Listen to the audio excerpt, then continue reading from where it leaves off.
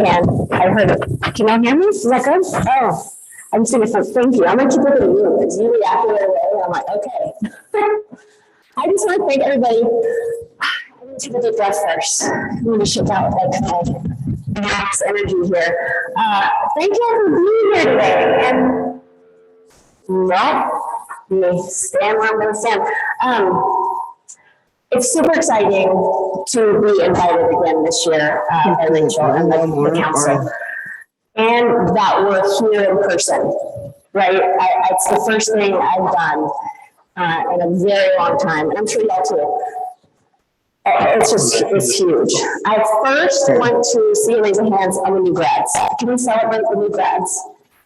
Here, real quick. Yes, it's huge. And what about those that are still doing it even after the pandemic? Yes, that's me. That's me. I have been a nurse practitioner for 16 years now. It's crazy when I go count those years. Recently, I got into another interest of mine, and that's the health and well-being coach. Just helping people find their potential and their tools that they don't realize that are already inside. I'm going to be moving around a lot, and it's really, I love participation. And I know it's early, and so you have no excuse to be super tired by the end of the day, so I get you early. So I'm hoping for a lot of participation and energy. I call this talk, you get to decide. Let me hit start here, so I remember how much time I have. Every day starts with us, right? You wake up, and you get to decide how that day's going to go. You don't go, okay, this is going to be, like, bring it at me, right? You get to decide when you get out of bed how you're going to show up and how you're going to react. We're going to talk about change theory. Rachel contacted us and said, hey, can you come talk about change theory? I was like, yeah, what's that? But I've learned a lot about it. We'll talk about some theories about change because we've all been through a lot of change the last couple of years, right? The last almost 2.5 years now. We've all had to adapt, change the way we practice, change the way we see our patients. And then I want to talk about individuals and the tools that we can use to help adapt and influence and better roll with the punches, okay? We're having issues with the clicker, so I'm going to have to come up here a lot and push this. Ooh, if it lets me. So I like to start my lectures and my talks with forming connections between all of us, because we all have stories. We're all individuals that are probably going through things, but I really like to start on a positive foot. I know you have stackings and things, and y'all get together and you're like, oh, so this happened and this happened. You always work through the kinks of the negativity. But I like to start my talks with something good, because I'm sure good things have actually happened in the last couple of years that have been overshadowed by, COVID and everything else. So whoever, speak up. Something good that's happened in the last couple of years.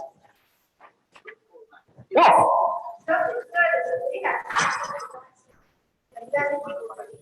You're so right. Access to vaccines, that's huge. And a state that pushed for them, right? Yes, that's huge. Thank you. Who else? Something good. New pets? Anyone adopt new dogs, cats? New puppy. A new puppy. Did you hear the gush? I got a new puppy. What's the puppy's name? Cora. Cora! So congratulations, new puppy dad.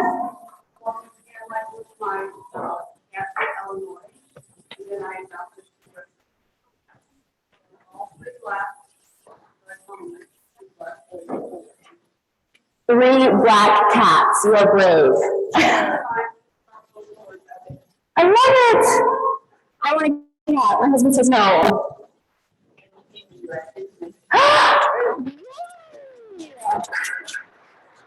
You probably know more about my country than I do. Fantastic here. They have still questions, but between 75% right. Awesome. Well, congratulations. Yes, that's a huge accomplishment. Anybody else want to share? Yes.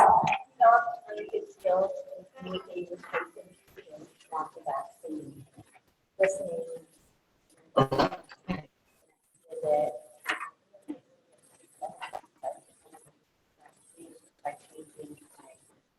My gosh, so she was able to reach 75% of her patients by way of changing how she approached them, meeting them probably halfway. That's huge. Thank you, gosh. I'm so proud. So mine's something good. You'll see that this talk is a lot of pictures. I love taking pictures. I love the sky. That was a sunrise on the way to drop my kid off the other day at school.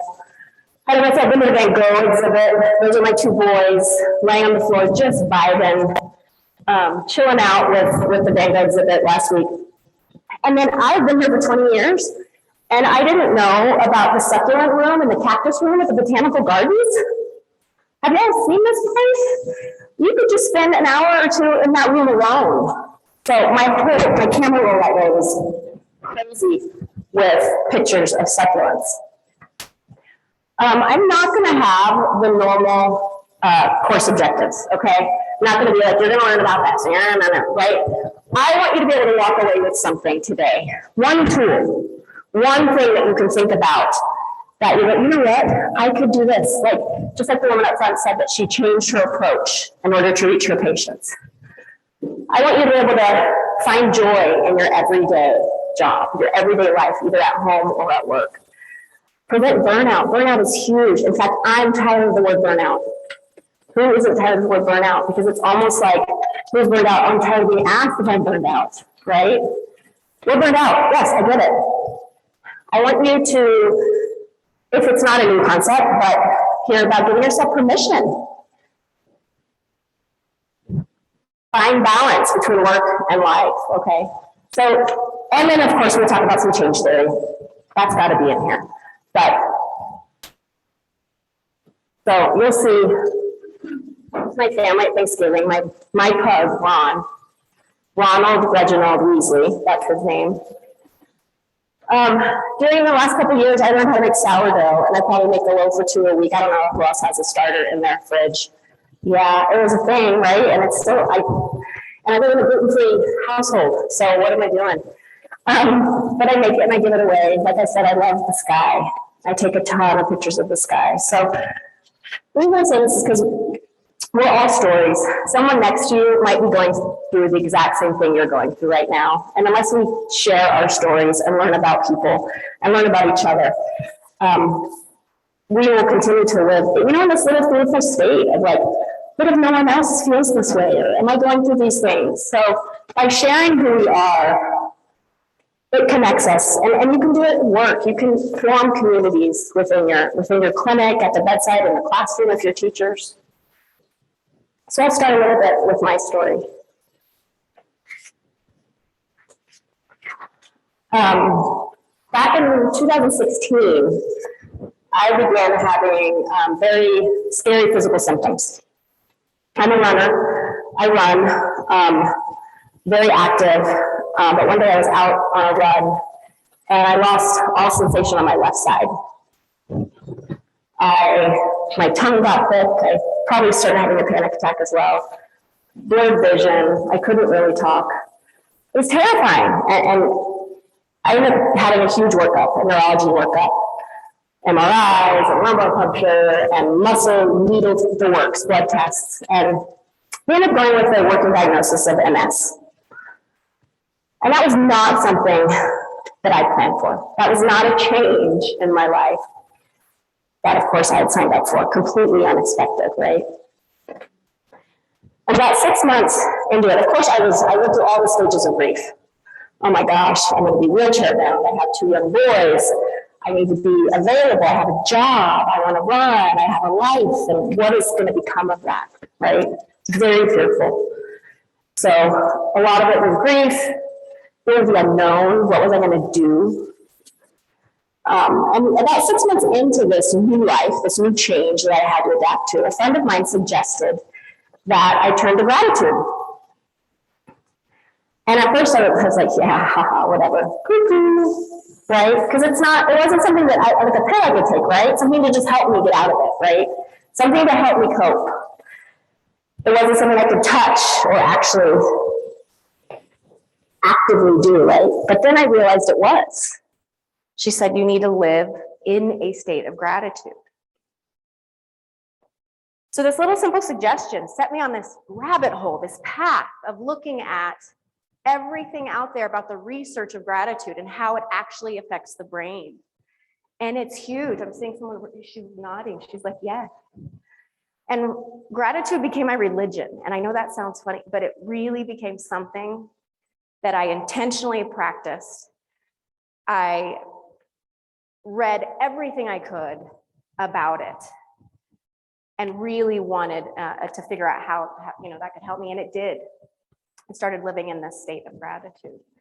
So I started living life through a lens of gratitude. Like, things became prettier, and when I looked for hope, I found hope and beauty and things. Foods tasted better, colors were more vibrant, and I was like, this is weird. This is actually happening, that just by someone telling me to live in gratitude, which I didn't know what the heck that meant, it actually changed how the pathways of my brain, my go-to was no longer fight or flight. It was no longer like carrying a bag full of everything that could happen. I could finally put that down. So I was faced with that task of trying to adapt to that new change, right? And I believe all of us have been through so much change over the last couple of years, and that we're all capable of it.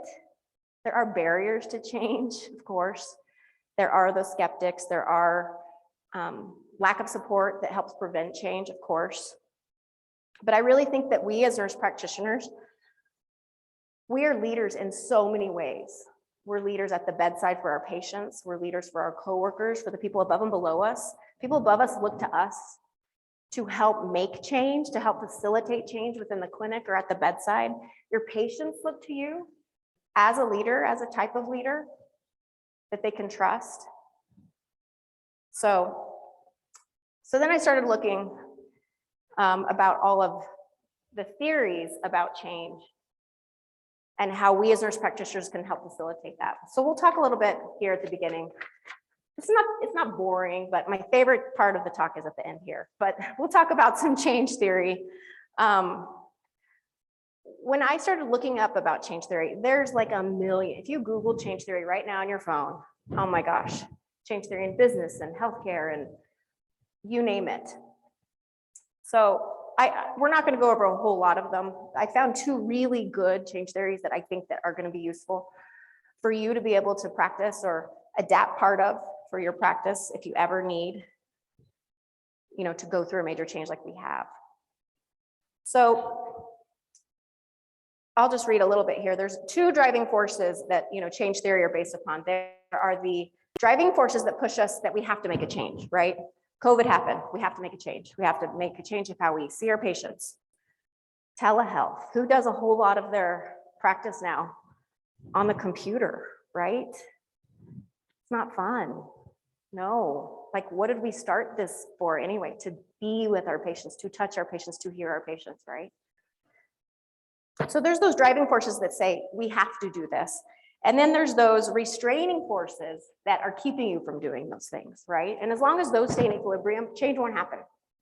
It's not until one of those, the driving force or the restraining force, gives, that change can actually occur, okay? And like COVID, sometimes change is planned, sometimes it's totally unexpected. Remember when we thought it was going to be 2 weeks of quarantine? 2 weeks turned into 2.5 years. I remember, 2-week vacation with my kids, great. No.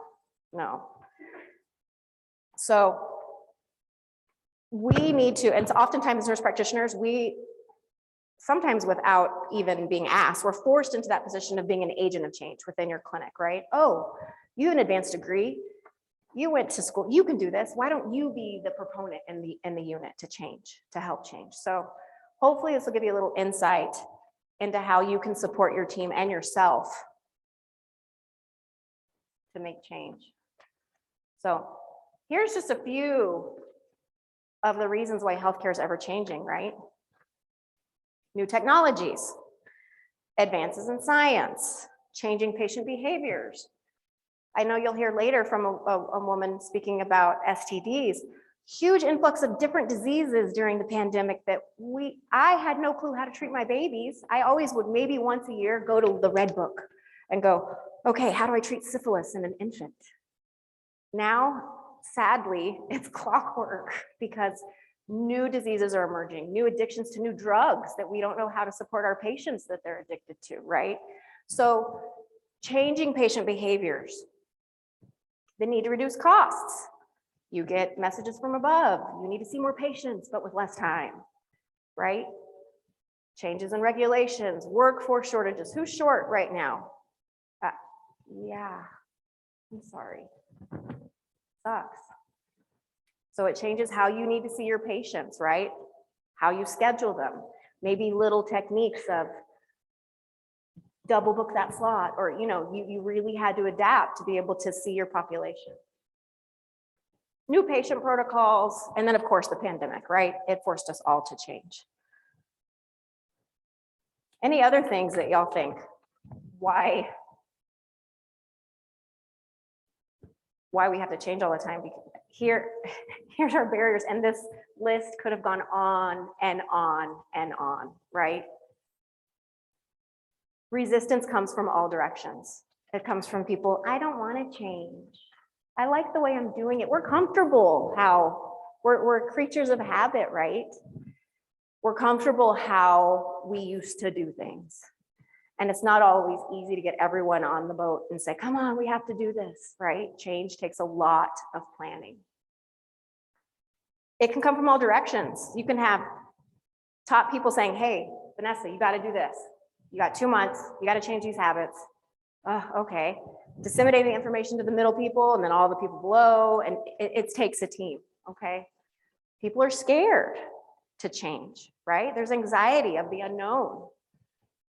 You're forced to change. When something's forced, people are resistant when they are told they have to. You have to do this.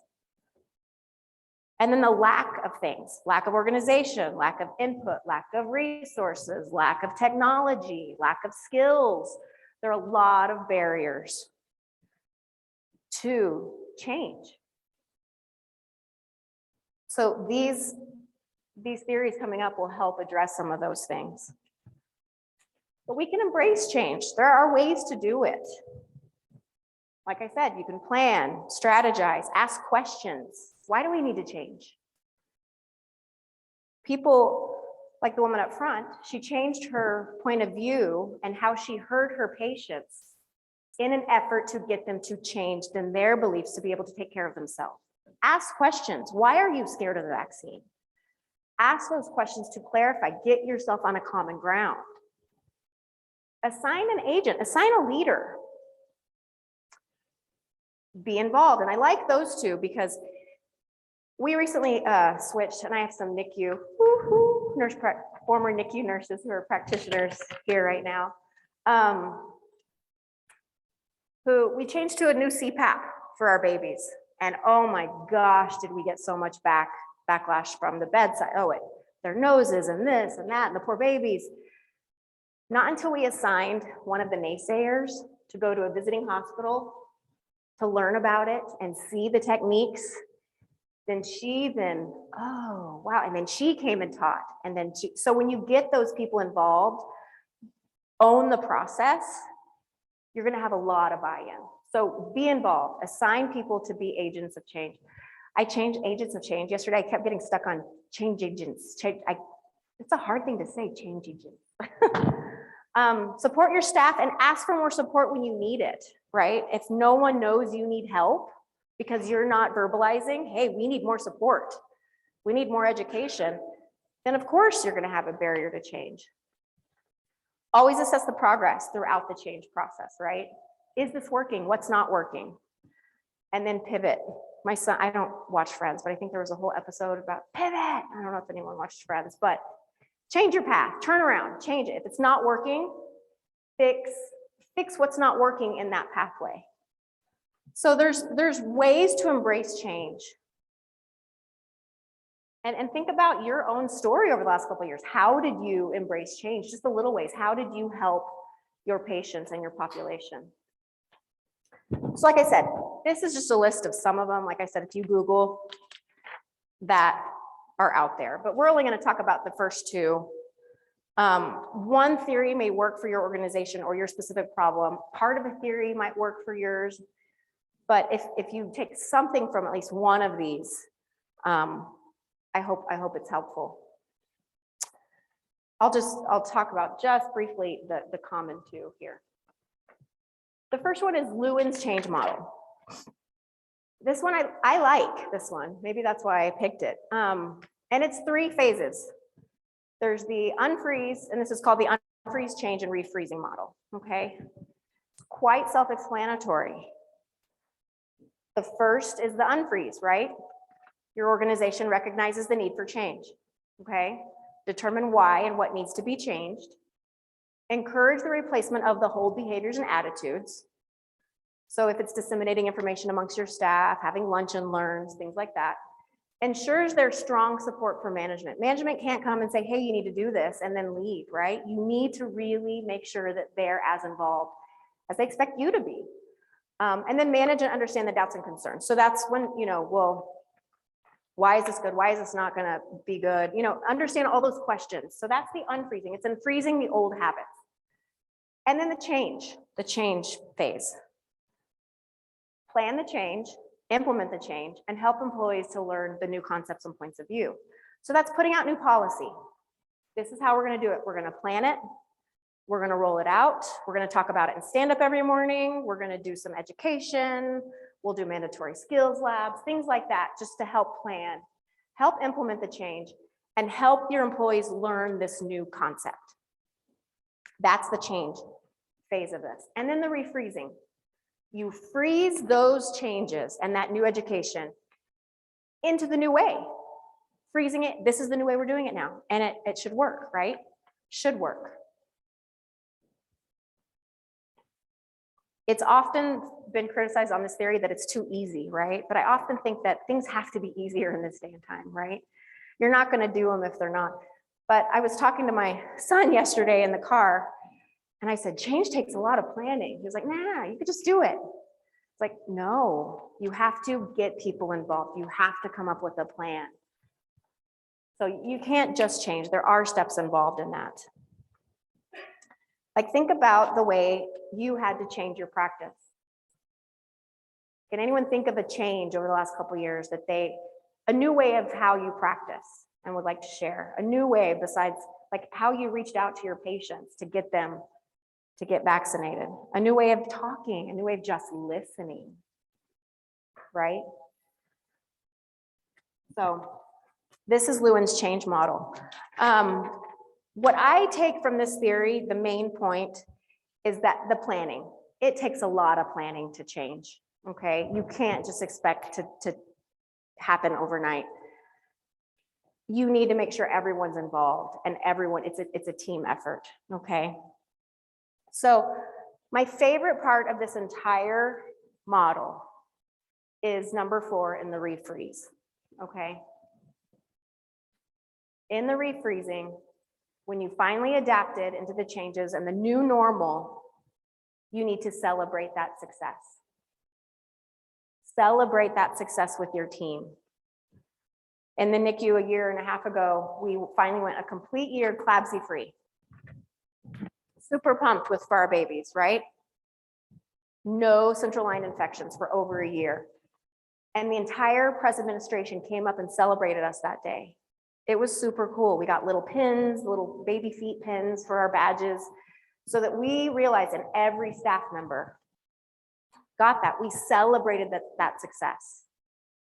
And that's huge. Sharing the outcomes with your team shows what all that hard work went into and the end result. Okay, that's my favorite part. And celebrating success is just fun. Like, make it a thing, right? Why wouldn't you celebrate something amazing that your unit has done? And then we'll go through this one. This is the second change theory we'll focus on, and this is Lippitt change theory. And it's loosely based on the nursing process, how we all were trained to think, assess, plan, implement, and evaluate. And It's based on Lewin's, but there's more phases involved. And this really focuses on the agent, the change agent and their role in it. So you can read, I'm not going to read for you. The assessment phase has 3 phases in it: diagnosing and assessing what needs to happen and what resources you have. And then you plan. There's always that planning phase. You then implement to maintain that change and the evaluation of it. And when this says terminating the helping relationship, that's the leader. The leader then lets the team own that process. You find the leaders within your clinic or your group or at your bedside to have them own that change process. And then it's, you rabble rouse, you get people on board so that they can help then disseminate and keep the new behavior as the new norm. So once that outcome is achieved, the change agent then says, okay, I'm going to then delegate these responsibilities because there doesn't need to be a lead. This is now the new way of doing this. And that will help sustain change by disseminating that information to the group and to your team members to do. And if there's one thing after reading over a lot of change theories is that there are 6 basic concepts that almost every change theory has in common. 1, new situations require previous behaviors to change. Duh, right? These are obvious. There's a new situation. I now cannot go see patients. My patient's coming in for surgery and their loved one cannot be with them in the hospital. How am I going to communicate with them? How am I going to get my family see the NICU baby if they live in Raton? How am I going to get consents for things if they can't be in the hospital? So there's new situations that require previous changes to be, or previous behaviors to change. We need to unfreeze, like in Lewin's theory, our prior behaviors to learn the new ways, okay? Number 2, adequate support measures need to be in place to change, right? You can't change unless you have support from above and below and near you, okay? Support one another too. If a coworker's having issue with a new change, help them work through it. Share that story of how you do it. Number 3 and 4, teamwork and planning. Teamwork and planning, right? It takes the team and it requires a lot of planning. Number 5, change doesn't always stick, right? You could want something to happen, but it doesn't always happen. It doesn't always stick. And that's when you need to reassess. That's when you need to go back and say, well, what is causing it not to stick? Why is it not sticking? Why is this not successful? And then reevaluate those processes. And then lastly, organizations can't change unless people change, right?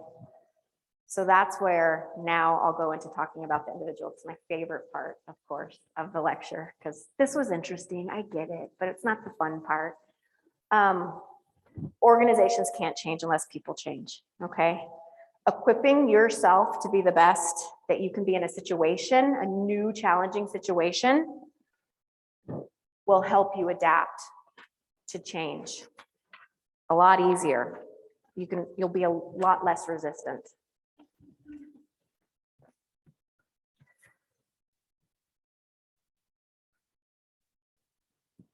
Okay, I know I see some papers, I see some people with pens, or maybe just do this in your head. I want to do a quick little exercise about control. Quick little exercise. Take a quick minute, or even just think about it in your head. And I want you to write down a list of things that you have control over. A list of things that you think you have control over, either at work or at home, in your life. Write a little list about things, both professionally and personally, that you have control over. No wrong answer. Make a little list. Because we're going to look at a concept called circles of influence or circles of control. And then we're going to look back at that list that you made and reevaluate what you wrote. You're like, I have control over everything. No, I'm sorry, you don't.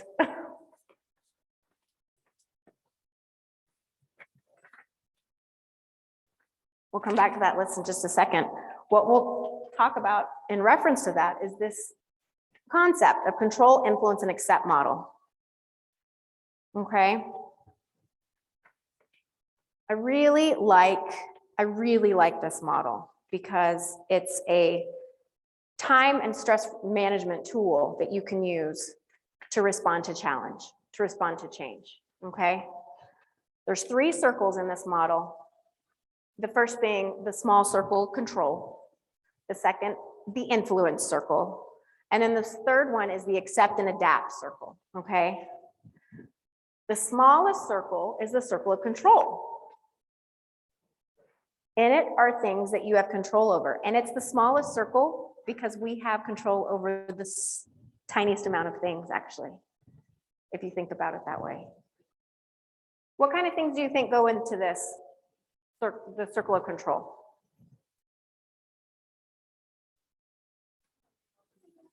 Okay, what time you get up in the morning? What else do you have control over? Your diet?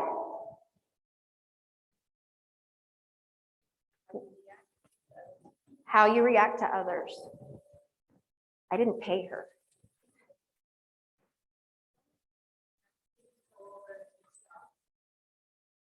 And I didn't pay her either, but yes, that's the point. Yes, tell me a little bit more.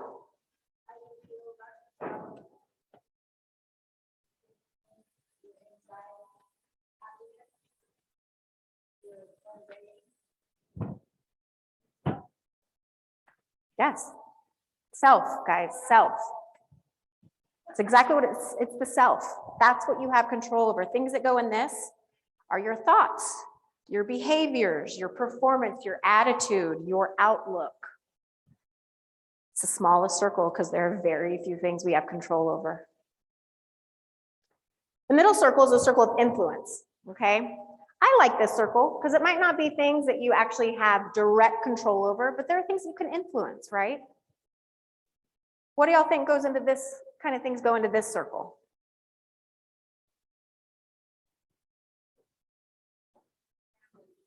Okay, you can influence your family, yes.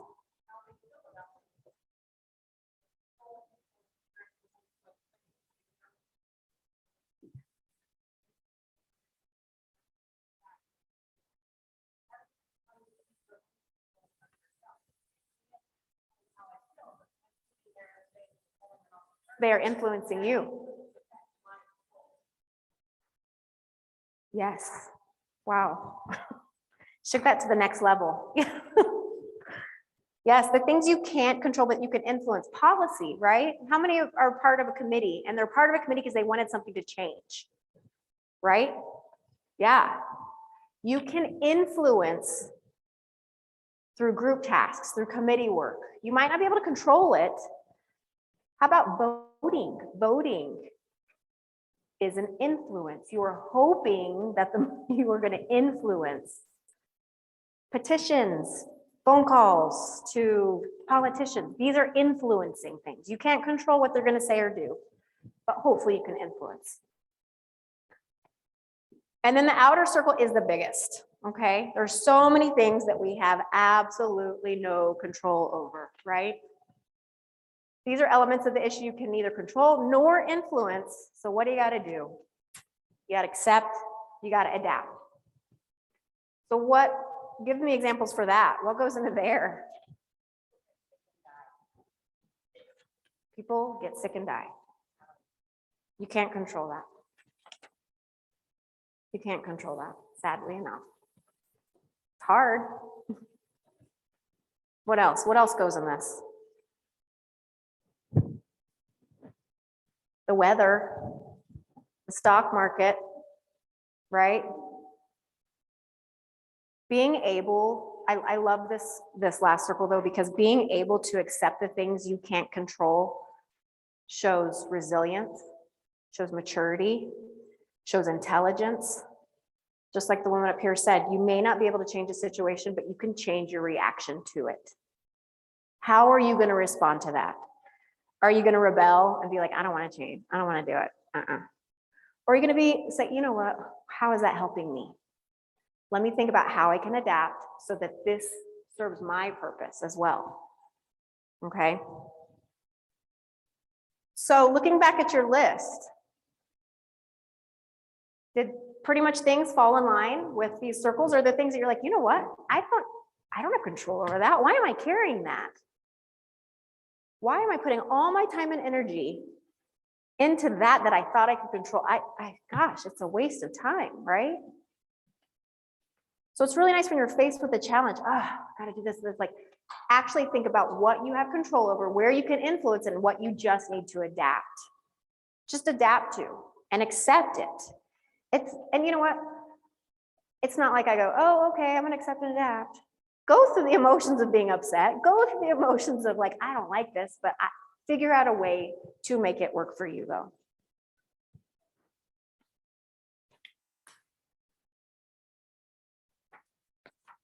So this is one of my favorite concepts, and that's why I called my lecture, You Get to Decide. Because it's simple, it's obvious. You get to decide what kind of day you're gonna have, right? You get to wake up and say, I'm gonna have a good day. It's kind of like a choose your own adventure book. Who remembers those in school? Right? Turn to page 3 for a hot cup of coffee in a quiet house. Or go to page 6 and your alarm didn't go off and you have no hot water. I think I'd choose page 3. But the choice is, are you gonna let the fact that you're late to work and your cold shower affect that whole rest of your day? How are you going to react? It sucks. I know it doesn't make for a good start of a day, but you could choose to let that carry the rest of your day, how it's gonna go. Or you can say, well, that sucked, now I gotta go to work. Oh. And then what happens when you take that energy to work is that then it pollutes everybody else, right? You have that one coworker that comes to work and it's always like, oh, here they come, she's gonna complain about this and that and whatever, right? Your energy and what you bring affects the whole vibe. So you get to decide how you're gonna embrace. You can either, nope, I'm not gonna do it. You can be defiant, or you can choose, like in the last model, to accept and adapt. Either way, think about how can that's out of my control. I just need to accept it and adapt to that change.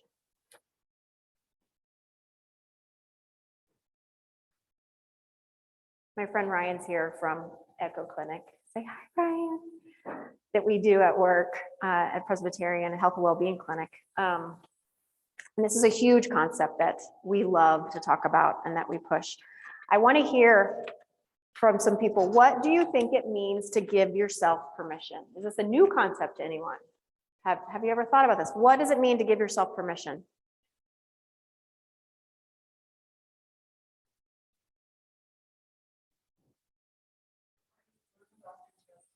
Oh, okay.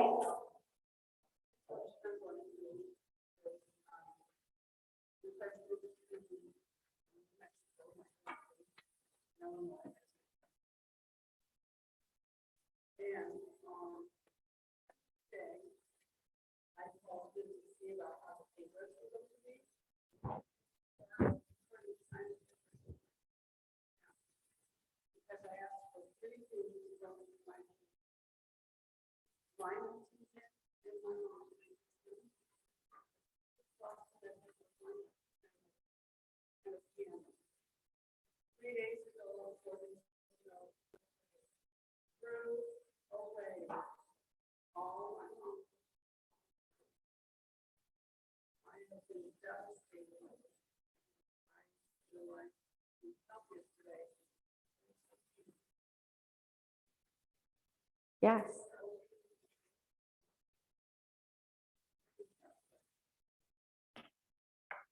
I'm so sorry. Thank you for sharing that. Yes, they are. So you gave yourself permission to be really pissed off. Yeah.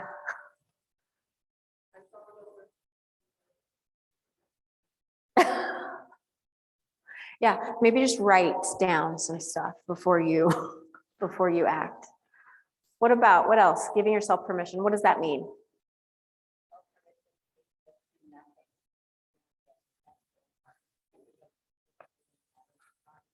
Yeah, we're doers, right?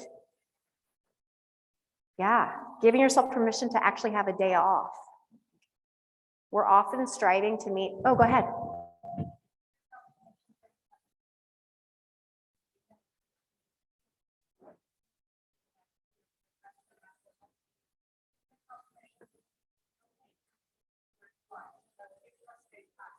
Yes, good. Yeah, give yourself permission to feel, right? To feel, to take a day off, to rest. Giving ourselves permission in times of stress gives us a chance to breathe, to be in that present moment. And it's hard to give ourselves permission because we are taught as children to always ask for permission, right? Can I have this? Can I do this? Can I go there? Can I, may I? We are taught at a very early age to ask for permission, and then we grow into adults that continue to seek permission, not remembering how to grant ourselves that own permission. We seek approval from family, from friends. Should I wear this? Should I wear that?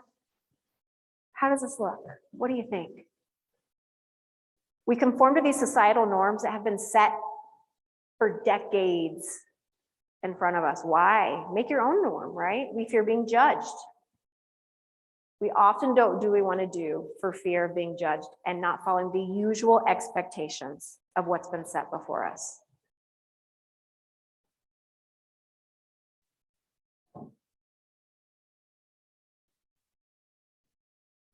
Sorry, some of the coloring is off on the slide here. I don't know if y'all can read all those, but I just put a list together of things that you can do now, right? Little things. And some of the examples already came up. Read through them real quick.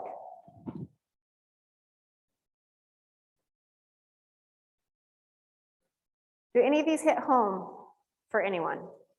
I see some people nodding. Yeah? Which one?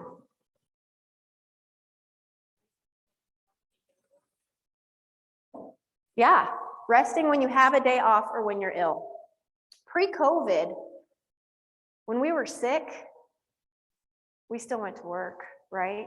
Oh, I don't have enough PTO, or if I wear a mask, I'm okay. I don't have a fever. You'd rationalize still having to go and help and not take care of yourself, right? What else? Ask for help if you need it.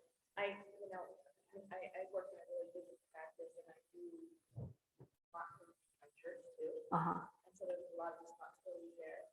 And so, I learned, being a leader at church, I really have to yell at people. There's no ifs, ands, or buts about it. And also to set some boundaries. Yes, that's huge. Set some boundaries that you can do it in a nice way, but sometimes you have to set boundaries that it's tough because the pandemic is coming down and people were dying, not just, patients, but Yeah, yeah. But getting extra help, and maybe having that person that has kind of sat by the sidelines, but they maybe think that they could probably help out. Yeah. Asking somebody for help. Asking for help is huge. We as nurses always do, right? You care for, you do, you're the caretaker of not only your family, but of your patients, of your people around you. And how many times do you just do something because you could do it better and faster and just get it done with, even though it adds to your plate, right? I'll just do it, forget it. Asking for help. What was it? Yes.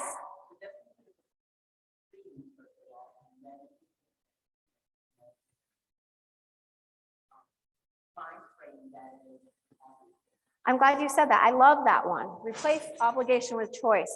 I no longer have to, I get to. I have to go to work. No, you get to go to work. You get to, right? You can also give yourself permission to not like change and be upset.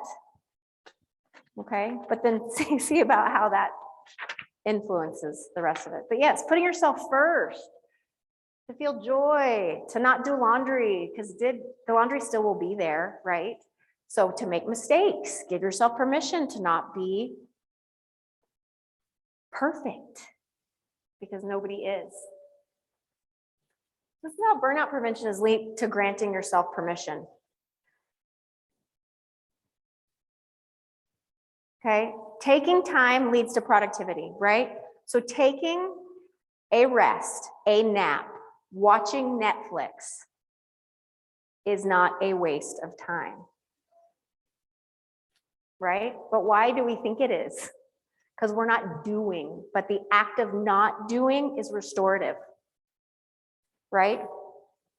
Working to exhaustion at work means being less productive when you're at work.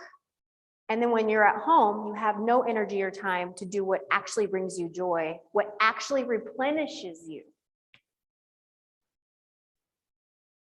Granting yourself to have a work-life balance helps minimize carrying over stress from work to home. I had a friend who, since working from home in the pandemic, had to buy a lock box for her laptop because when 5 p.m. ended, her wife made her lock her laptop up, and her wife was the one that had the code, so that she couldn't answer email anymore.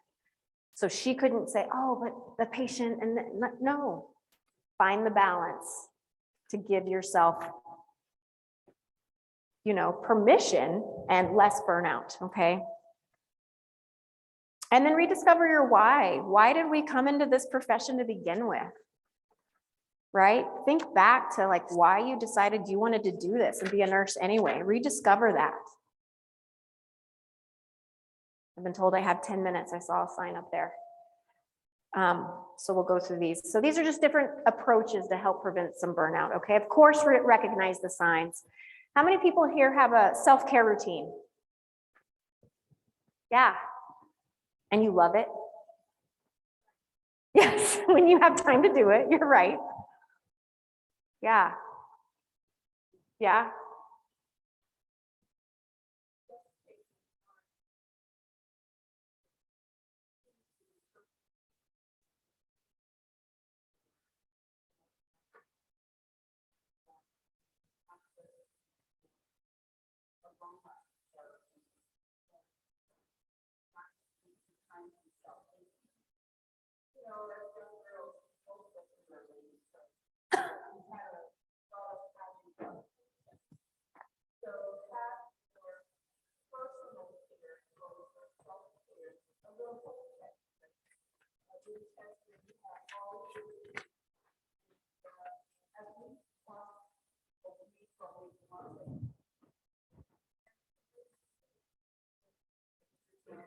Treat yourself with.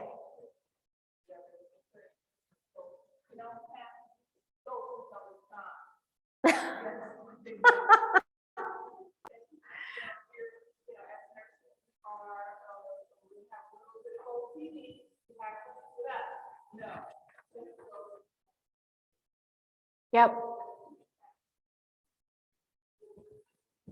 So those are simple things you can do. And these are things you can do at work to help prevent burnout, okay? Look at them. If you don't think you have enough autonomy, ask for more responsibility, right? If you're not happy at work, go to the root cause of why. Do you need more support?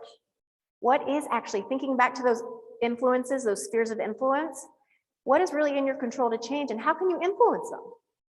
I really strengthen your strengths.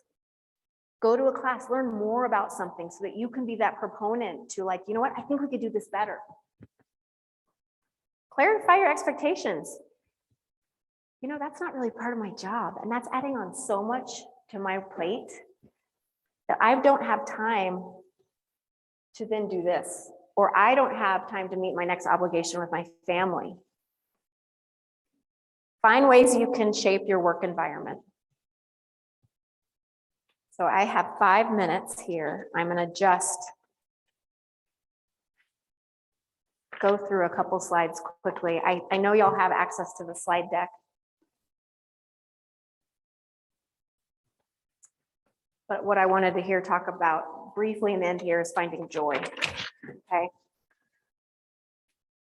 I really like this quote. It makes me think of what we find what we look for, right? If you look for negativity, if you look for always the bad, you're going to find it. People only see what they're prepared to see. If you look for what is good and what you can be grateful for, you're going to find it everywhere. You're going to be more grateful for what is already around you.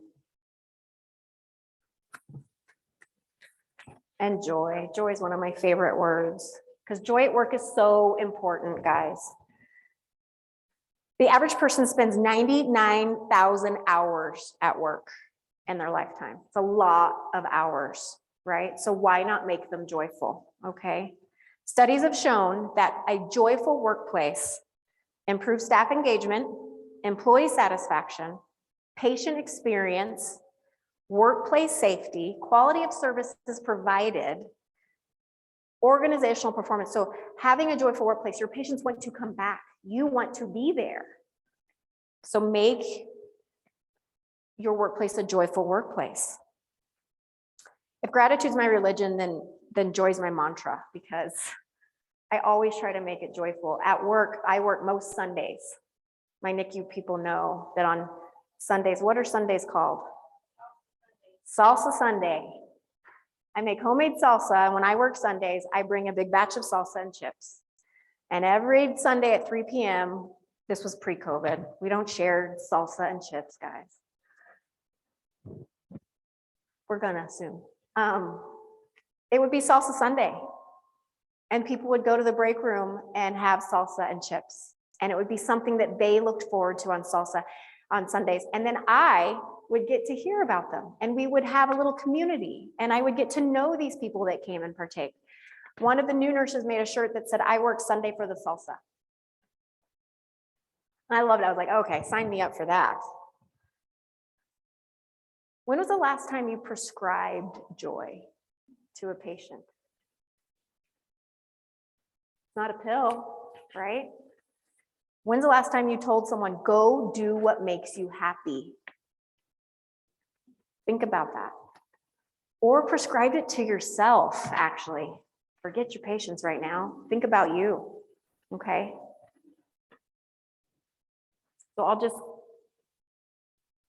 go here to the very end, because this is what my favorite part of this whole thing. And I just want to hear, it's really nice to hear different perspectives of what the information, of how it was heard.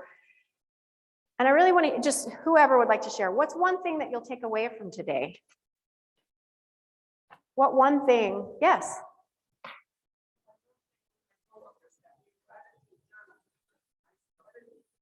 Good. Good for you. Yes, journaling. It's huge. Anyone else? I really hope that I was able to at least provide one thing for y'all today that you can at least think about, and later, maybe in conversation, go, oh, I need to look that up. Or I want to do more of that. And I really, really appreciate y'all for having me this morning. So thank you so much, guys.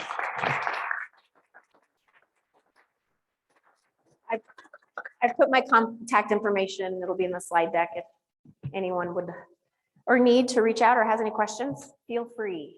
I am available. Thanks, Rachel.